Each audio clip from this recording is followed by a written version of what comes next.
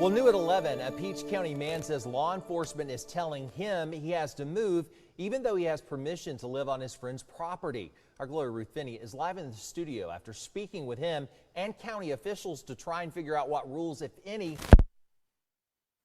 Greg, the 66-year-old says he just wants to live the rest of his days in peace. But he says with one neighbor and the county marshal telling him he can't live in his RV, he says the serenity he hoped for is hard to find.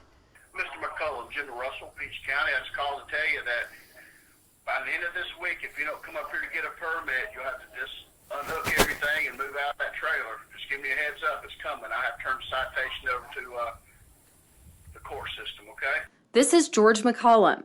With his friend's permission, he's been living in an RV camper on his rural Peach County property. I want people to leave me alone. I want to enjoy the rest of the few years that I got. He says an argumentative neighbor led the county marshal to his homestead for this supposed ordinance violation. Commercial vehicles and trailers of all types, including travel, boat, camping, and hauling, shall not be parked or stored on any lot occupied by a dwelling or any lot in any residential district.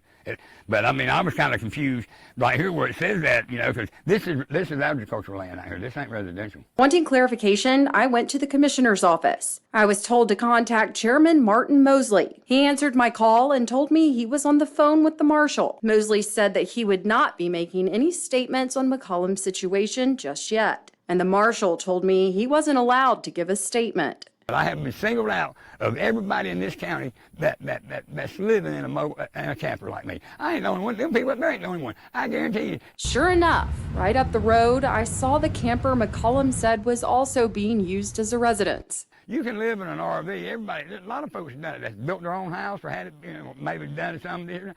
Lived in an RV until they got that house built. So McCullum wants to know why he can't live in peace in his. He and the property owner even formally asked for permission, stating McCullum is a great help around the property and to the owner's animals. So far, he says he hasn't heard back. Even though the chairman wouldn't give me a statement today, I will be sure to let you know if and when I do receive clarification.